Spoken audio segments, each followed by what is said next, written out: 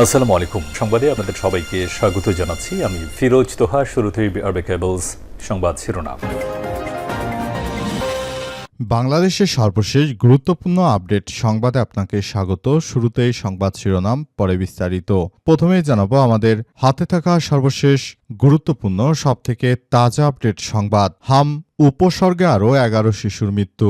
দেশজুড়ে উদ্বেগজনক হারে বাড়ছে হামে আক্রান্ত শিশুর সংখ্যা। সংক্রমণের এই ঊর্ধ্বগতির মধ্যে গত ২৪ ঘন্টায় হামের উপসর্গ নিয়ে আরও ১১ জনের মৃত্যু হয়েছে। এরই মধ্যে হামের উপসর্গ নিয়ে ৭ শিশু এবং হামে আক্রান্ত হয়ে ৪ শিশুর মৃত্যু হয়েছে।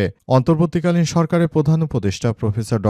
মোহাম্মদ ইউনূসের সময় যথাসময়ে হামের টিকা না দেওয়ায় এই ধরনের সমস্যা বাংলাদেশে হচ্ছে। আর বিএনপিও বারবার বলছে তারা টিকা দেবে, কিন্তু এখন পর্যন্ত তারা টিকা দিতে ব্যর্থ হয়েছে।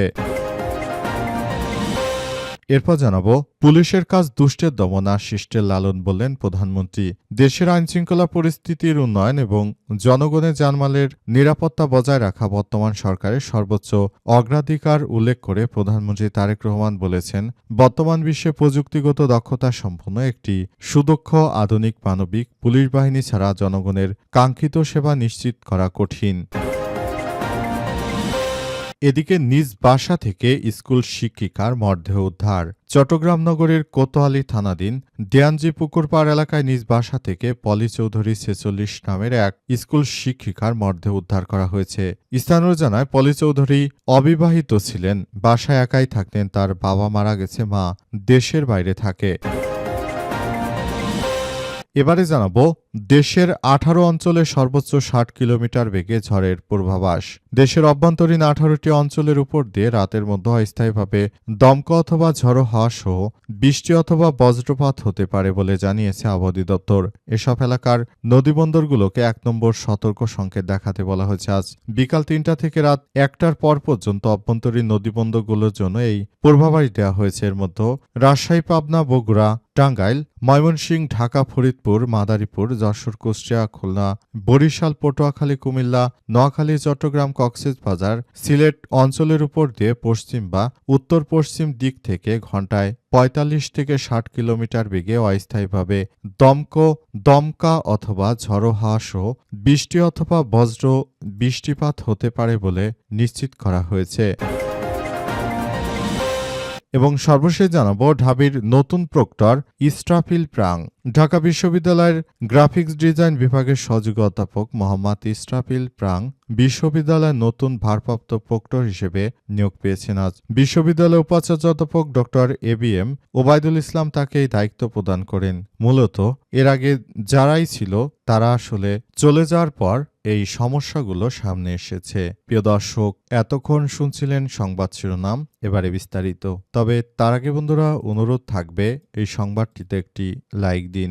এই চ্যানেলে আপনি নতুন হয়ে থাকলে আমাদের সংবাদটি দেখতে দেখতে চ্যানেলটি সাবস্ক্রাইব করে রাখুন। কমেন্ট করে বন্ধুরা আপনার মূল্যবান মতামত জানিয়ে দিন আপনি বিশ্বের কোন দেশ থেকে বা বাংলাদেশের কোন স্থান থেকে আমাদের সংবাদটি দেখছেন এবং শুনছেন। আর বন্ধুরা, সংবাদটি আপনার সোশ্যাল মিডিয়া ফেসবুকে শেয়ার করে বন্ধুদেরও দেখার সুযোগ করে দিন। গাজা যুদ্ধে আপনি যদি নিরীহ ফিলিস্তিনিদের ভালোবেসে থাকেন, বন্ধুরা কমেন্টে ইয়েস লিখে পুরো বিশ্বকে আমাদের এই তাজা আপডেট সংবাদটি জানার সুযোগ করে দিন। এবারে বিস্তারিত। হাম উপসর্গে আরও ১১ শিশুর মৃত্যু। দেশজুড়ে উদ্বেগজনক হারে বাড়ছে হামের আক্রান্ত শিশুর সংখ্যা। সংক্রমণের এই ঊর্ধ্বগতির মধ্যে গত ২৪ ঘন্টায় হাম উপসর্গ নিয়ে আরও ১১ জনের মৃত্যু হয়েছে। এরই মধ্যে হামের উপসর্গ নিয়ে ৭ জন শিশু এবং হাম আক্রান্ত হয়ে ৪ শিশুর মৃত্যু হয়েছে।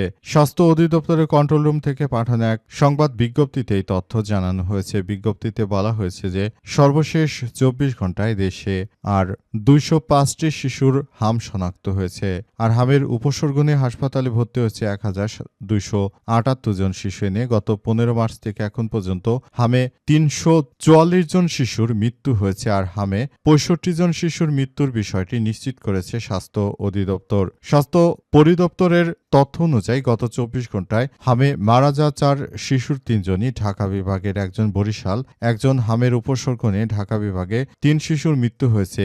এরা বাইরে ২ জন করে শিশু মৃত্যু হয়েছে সিলেট ও চট্টগ্রাম বিভাগে। স্বাস্থ্য অধিদপ্তর আরও বলছে যে সর্বশেষ ২৪ ঘন্টায় সারা দেশে ১,৫০৩ শিশুর মধ্যে হামের উপসর্গ দেখা গেছে এবং সারা দেশ জুড়ে এখনও অনেক মানুষ হামে মারা যাচ্ছে। কিন্তু বিএনপি বারবার বলছে যে তারা অমুক তারিখে টিকা দেবে, তমুক তারিখে দেবে, কিন্তু বাস্তবতা তাদের টিকা দেশে এসেছে কিন্তু টিকা কোনো কাজে লাগছে না। এই টিকা সবাইকে একদম হতাশার মধ্যে ফেলেছে। বিএনপি এবং ডক্টর ইউনূসের এই টিকা নিয়ে দেশে মানুষকে বাঁচানো যাচ্ছে না। যদি এখন বলতে গেলে সেই আগের সরকারই তাহলে ভালো ছিল, তারা থাকতে এই ধরনের কোনো ক্রাইসিস বাংলাদেশে কখনো শোনা যায়নি। এত সরকার আসলো, পরিবর্তন হলো, এখন ব্যাংকগুলোতে টাকা পাওয়া যাচ্ছে না নিয়ে সরকারের কোনো কথাই শোনা যায় না। আবার তারা হামের উপসর্গ নিয়ে শুধু টিকা এনে টিকা দেবে নানা কথা বললেও বাস্তবতা অনেক কঠিন, কারণ তাদের কথা এখন আর কেউ বিশ্বাস করতে পারছে না। তারা যতবারই কথাগুলো বলছে সেটাকে মিথ্যাচারে রূপ দিচ্ছে তারা। পুলিশের কাজ দুষ্টের দমন আর শিষ্টের লালন, বললেন প্রধানমন্ত্রী। দেশের আইনশৃঙ্খলা রক্ষায় পুলিশ বাহিনীকে ভালো ভূমিকা রাখতে হবে বলে মনে করেন প্রধানমন্ত্রী তারেক রহমান। এর জন্য তিনি সবাইকে নিয়ে একটি সুষ্ঠু সুন্দর বাংলাদেশ গড়ে তুলতে চান। তারেক রহমানের পক্ষ থেকে আজ এসব বিষয় নিশ্চিত করা হয়েছে। তারেক রহমান জানিয়েছেন যে আসলে বাংলাদেশটাকে সুন্দরভাবে গড়ে তুলতে হলে অবশ্যই আমাদের সবাইকে একসঙ্গে কাজ করতে হবে বলে মনে করেন তিনি। এজন্য তিনি সবাইকে নিয়ে পুলিশ সদস্যদেরকে আরও জানিয়েছেন যে আগে যে স্বৈরাচাররা ছিল সেই স্বৈরাচারদের মতো নয়, বরং এখন বাংলাদেশটাকে সুন্দরভাবে পরিচালিত করতে হলে আপনাদের সবাইকে বলবো আপনারা একসঙ্গে মিলেমিশে তারপর কাজ করুন। সারা বাংলাদেশটাকে সুন্দর একটি পরিবেশের মধ্য দিয়ে নিয়ে যেতে হবে বলে এমন কথা তিনি জানিয়েছেন এবং তিনি এও জানিয়েছেন যে বাংলাদেশটাকে সুন্দরভাবে এগিয়ে নিয়ে যেতে হলে অবশ্যই আমাদের সবাইকে ভালো ভূমিকা পালন করতে হবে। কেউ যদি মনে করে যে আবারও তারা স্বৈরাচারদের সহযোগিতা করবে তাহলে এটি হতে চলেছে সবার জন্য খুবই খারাপ কিছু।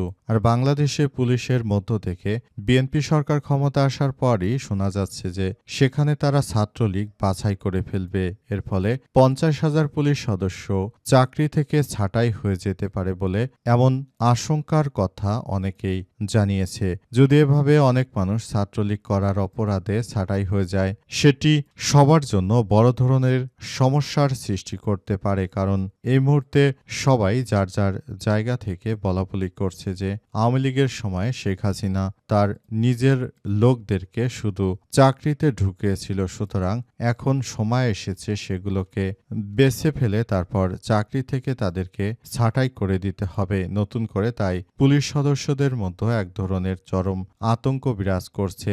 শেষ পর্যন্ত কি হয় সেটি আসলে বোঝা যাচ্ছে না। নিজ বাসা থেকে স্কুল শিক্ষিকার মরদেহ উদ্ধার।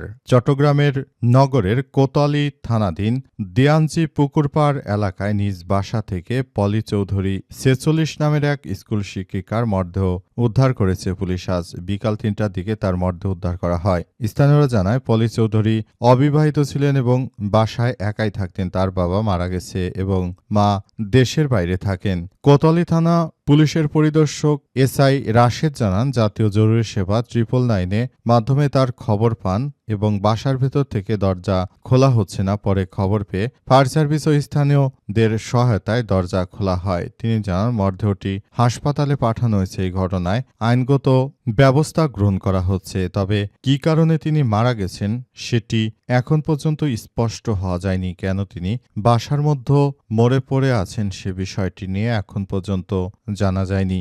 স্কুল শিক্ষিকার মরদেহ পাওয়ার ঘটনায় সবাই ওই এলাকায় চাঞ্চল্যকর পরিস্থিতির সৃষ্টি হয়েছে এবং সবাই বলাবলি করছেন হয়তো কারো সঙ্গে তার পরকীয়া সম্পর্ক থাকতে পারে। সেখানে হয়তো তিনি ধোঁকা খেয়েছেন কারো কাছ থেকে, ওই মানুষটির কাছ থেকে তিনি ধোঁকা পেয়ে হয়তো নিজেকে আর সামলাতে পারেননি বিদায় তিনি আত্মহত্যা করতে পারেন। তবে পুলিশ জানিয়েছে বিষয়ে তদন্ত করে তারপর আইনগত ব্যবস্থা গ্রহণ করা হবে।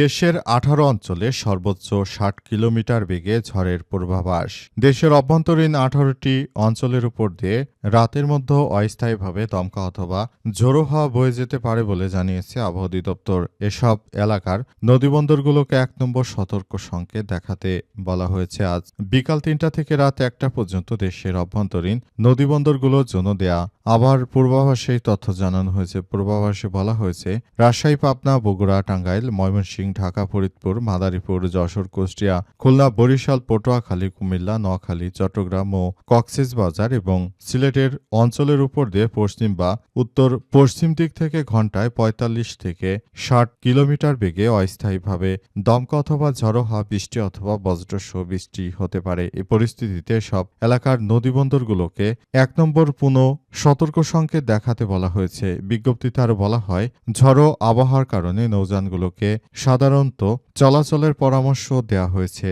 রাজধানী সহ দেশের বিভিন্ন স্থানে কয়েকদিন ধরেই এমন অস্থায়ী ঝড়ো হাওয়া ও বৃষ্টির প্রবণতা লক্ষ্য করা যাচ্ছে বলে তারা নিশ্চিত করেছে এবং বর্তমানে সবাইকে খুবই সতর্ক থাকার জন্য ইতিমধ্যেই আহ্বান জানানো হয়েছে এবং পরিস্থিতি মোকাবেলা করার জন্য সবাইকে বলা হচ্ছে।